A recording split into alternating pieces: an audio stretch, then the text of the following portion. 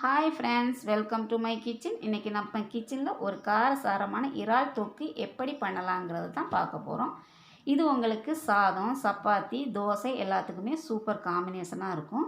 இது எப்படி பண்ணலாங்கிறத பார்க்குறதுக்கு முன்னாடி என்னோடய சேனலை சப்ஸ்கிரைப் பண்ணாதவங்க சப்ஸ்கிரைப் பண்ணிக்கோங்க. கூடவே பெல் ஐக்கானை கிளிக் பண்ணிக்கோங்க. நான் இப்போ ஒரு சில நாட்களாக தான் வீடியோஸ் போட்டுட்ருக்கேன். அதுக்கு நீங்கள் கொடுக்குற ஆதரவுக்கு ரொம்ப ரொம்ப நன்றி. இப்போ வாங்க நம்ம வீடியோக்குள்ளே போகலாம். இப்போ 4 டேபிள் ஸ்பூன் எண்ணெய் சேர்த்துக்கலாம். தொக்கு கொஞ்சம் அதிகமாக எண்ணெய் இருக்கிற மாதிரி பார்த்துக்குங்க. பட்டை, கிராம்பு சேர்த்துக்கலாம்.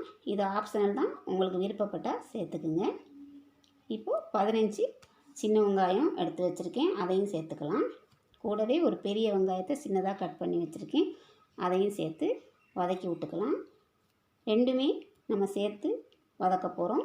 உங்களுக்கு பெரிய வெங்காயம் கோல்டு கலரில் வரும்போது சின்ன வெங்காயம் நல்லா வதங்கி இருக்கும். ரெண்டோட வேக்காடும் கரெக்டாக இருக்கும். இப்போ நம்ம பச்சை மிளகாய் சேர்த்துக்கலாம். காரசாரமாக இன்றைக்கி நம்ம பண்ண போகிறோம், அதனால் இந்த மாதிரி கீறி 4 பச்சை மிளகாய் சேர்த்துருக்கேன். இப்போ இதையும் நல்லா வதக்கி விட்டுக்குங்க.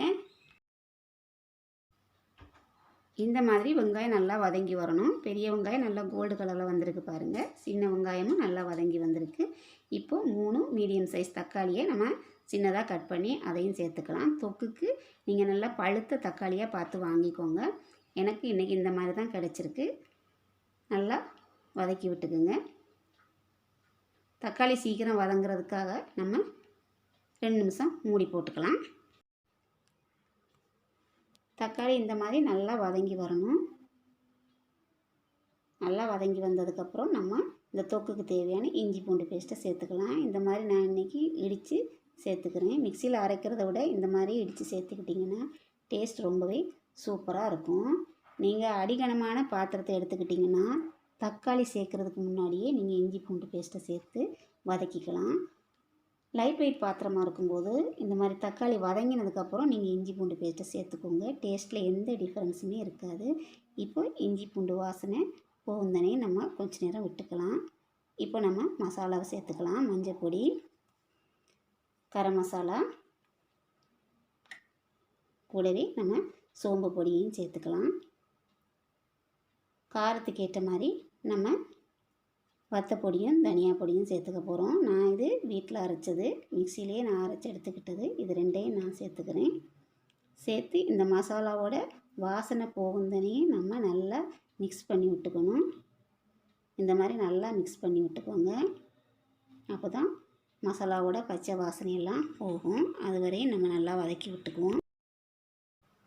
இந்த மாதிரி நல்லா வதங்கி வந்ததுக்கப்புறம் நம்ம க்ளீன் பண்ணி வச்சுருக்கிற இறாலை நம்ம சேர்த்துக்கலாம். நான் 350 கிராம் இறால் நல்லா க்ளீன் பண்ணி தண்ணியை நல்லா வடிகட்டிட்டு வச்சுருக்கேன்.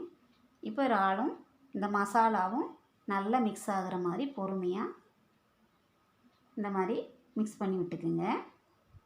இப்போ நம்ம இதுக்கு எக்ஸ்ட்ரா தண்ணி எதுவும் சேர்க்கணுங்கிற அவசியமே கிடையாது. காளான் நீங்கள் சமைக்கும்போது உங்களுக்கு தெரிஞ்சிருக்கும், காளான்லேருந்து தண்ணி வரும். அதே மாதிரி தான் இந்த இறாலும் உங்களுக்கு தண்ணி விடும். அதனால் நீங்கள் எக்ஸ்ட்ரா தண்ணி எதுவுமே சேர்த்துக்க வேண்டாம். இப்போ நம்ம இதுக்கு தேவையான உப்பை சேர்த்துக்கலாம். உப்பை நீங்கள் பார்த்து சேர்த்துக்கோங்க. போதலைன்னா நீங்கள் லாஸ்ட்டில் கூட சேர்த்துக்கலாம். இந்த மாதிரி நல்லா மிக்ஸ் பண்ணி விட்டுக்கோங்க. இந்த தொக்கு நீங்கள் மண் சட்டியில் பண்ணும்போது இன்னும் சூப்பராக உங்களுக்கு இருக்கும். இப்போ நம்ம இதை மூடி போட்டு நம்ம வேக வச்சுக்கலாம். பாருங்கள், இதை நம்ம வேக வச்சு ஒரு 5 நிமிஷம் தான் ஆயிருக்கு. இந்த மாதிரி நல்லா தண்ணி விட்டு வந்திருக்கு. நீங்கள் மீடியம் ஃப்ளேமில் வச்சு இதை வேக வச்சுக்கோங்க. இப்போ இந்த தண்ணியிலேயே நம்ம இன்னொரு 5 நிமிஷம் நம்ம வேக வச்சுக்க போகிறோம். இறாலை நம்ம வேக வச்சு 10லேருந்து 12 நிமிஷம் ஆகிருக்கு. பாருங்கள், நல்லா வெந்து வந்திருக்கு, எண்ணெயெல்லாம் பிரிஞ்சு வருது. இந்த ஸ்டேஜில் நீங்கள் இறக்குறதா இருந்தால் இறக்கிக்கலாம். இல்லை இன்னும் கொஞ்சம் காரசாரமாக உங்களுக்கு வேணும்னு நினச்சிங்கன்னா கொஞ்சம் பெப்பர் பொடி சேர்த்துக்கலாம். நான் இன்றைக்கி பெப்பர் பொடி சேர்த்துக்க போகிறேன். 1/2 டேபிள் ஸ்பூன் பெப்பர் பொடி சேர்த்துக்கலாம்.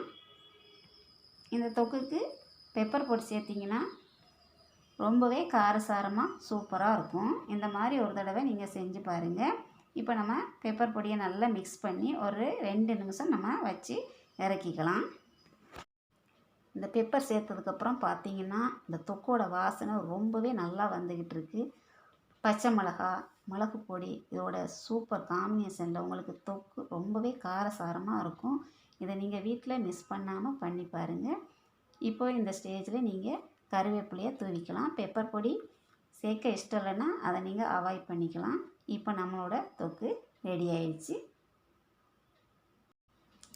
ஃப்ரெண்ட்ஸ், நம்மளோட இறால் தொக்கு ரெடி ஆயிடுச்சு. இதை நீங்கள் உங்கள் வீட்டில் ஒரு தடவை செஞ்சு பாருங்கள். உங்களோட கமெண்ட்ஸை சொல்லுங்கள்.